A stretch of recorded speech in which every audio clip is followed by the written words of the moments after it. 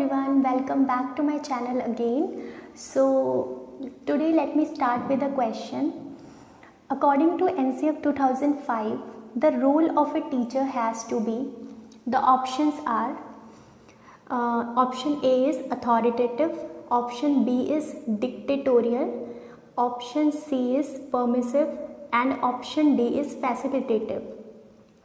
ये जो क्वेश्चन मैंने अभी अभी पुट ऑन किया है, ये जो क्वेश्चन है ये सीटेट में आया था, तो आपके अकॉर्डिंग इसका क्या आंसर होना चाहिए, ए, बी, सी या डी?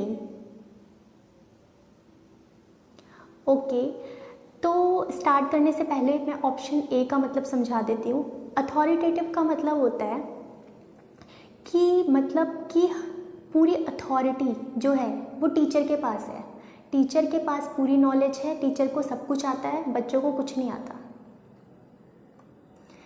बी ऑप्शन है डिक्टेटोरियल। डिक्टेटोरियल का मतलब भी लगभग सेम ही होता है। इसमें क्या होता है, जो टीचर होगा वो अनरीजनेबल वे से लोगों से बोलेगा कि आपको, मतलब बच्चों से बोलेगा कि आपको ये करना चाहिए, आपको ये नहीं करना चाहिए।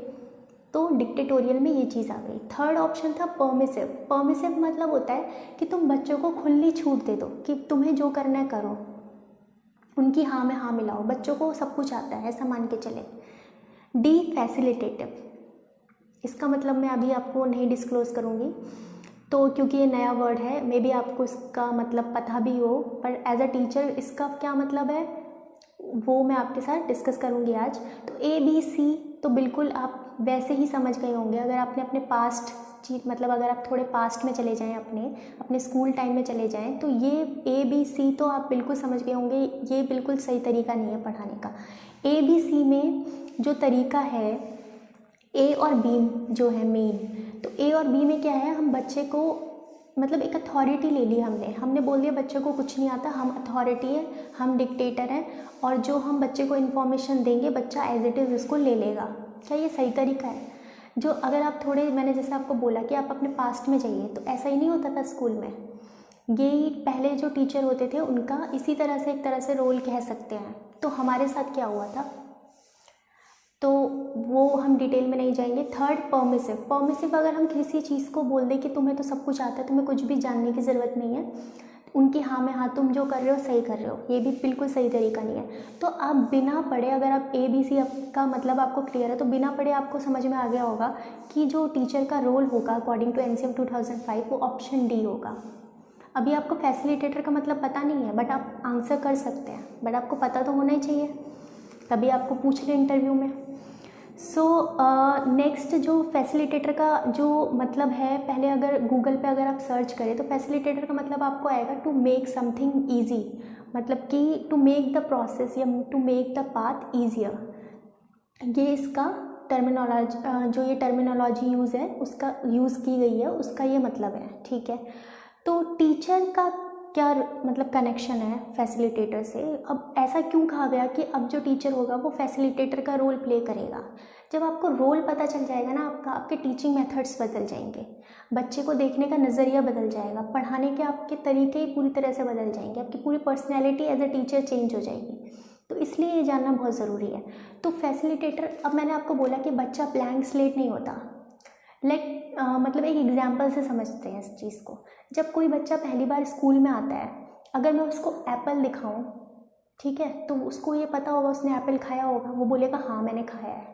अगर मैं उसको डॉग की पिक्चर दिखाऊं कि आपने ये चीज़ देखी है, तो वो कहेगा हाँ उसने देखी है, रास्ते में उसने देखा होगा उस चीज़ को। बिल्ली की दिखाऊं या किसी भी चीज़ की दिखाऊं, जो चीज़ उसके आसपास के सराउंडिंग में है, अगर मैं वो चीज़ उसको दिखा रही हूँ तो उसको वो चीज़ पहले से पता है। बस मैं क्या बोलूँगी उसको कि बेटा जो आपने वो देखा है ना गली में, अपनी स्ट्रीट में, तो वो क्या है, डॉग है, उसको डॉग कहते हैं, ठीक है। और ये जो रेड कलर का आप चीज़ देख रहे हो जिसे आप खाते हो, आपको बहुत पसंद है, इसे एप्पल कहते हैं। तो हमने क्या किया, बच्चे के पास ऑलरेडी नॉलेज होती है, बच्चे का जो नेचर होता है वो पहले से ही, शुरू से ही क्यूरियस नेचर उसका होता है, वो हर चीज़ अपने आसपास जानने की कोशिश करता है। अगर आपने कभी बच्चे को ऑब्जर्व किया होगा तो वो हर चीज़ को जानने की कोशिश करता है हमेशा कि ये क्या है, बहुत सवाल पूछता है। तो ऐसा नहीं है कि वो बिल्कुल ब्लैंक स्लेट है, उसको पहले से चीज़ें पता है, बस उसको वो टर्मिनोलॉजी इसको क्या कहते हैं वो चीज़ नहीं पता। तो वो क्या करता है टीचर उसको बताता है, मतलब जो उसको पहले से नॉलेज है ना, उसका वो जो आगे बढ़ाने का उसका मतलब जो पाथ है, प्रोसेस है, तो वो क्या करता है उसको कंक्रीट से एब्स्ट्रैक्ट की तरफ ले जाता है। मतलब कोई चीज़ उसने देखी है, कंक्रीट फॉर्म में देखी है, डॉग को देखा है तो उसको डॉग कहते हैं, तो वो कौन काम करता है, टीचर करता है, उसके पाथ को ईजियर बनाता है, फैसिलिटेट करता है। टीचर एक मोर एक्सपीरियंस पर्सन है और चिल्ड्रन एक लेस एक्सपीरियंस पर्सन है, बस यही फ़र्क होता है टीचर और स्टूडेंट में। ऐसा NCF 2005 मानता है, और ऐसा हम मानता क्या है, ऐसा हम देख भी सकते हैं, ये ट्रू है। एक ज़्यादा एक्सपीरियंस, एक लेस एक्सपीरियंसड है, तो ज़्यादा experience person less experience person के लिए एक पाथ क्रिएट कर रहा है जिस पे वो चल सके, उसकी learning process, teaching learning process easy हो सके। तो यही डिफरेंस होता है फैसिलिटेटर का इन तीनों से, अथॉरिटेटिव, डिक्टेटोरियल और परमिसिव।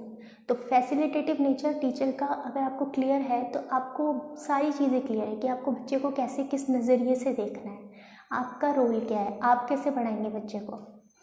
तो इसलिए ये जानना ज़रूरी था, और ये सीटेट में ये क्वेश्चन आया भी हुआ है कई बार।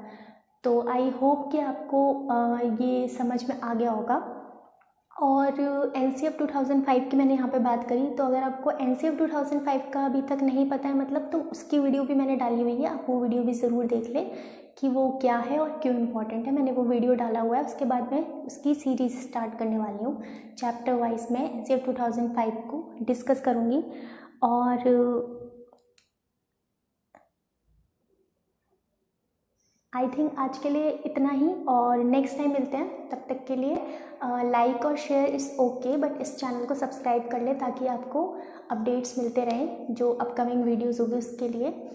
और now let's facilitate each other in the learning process.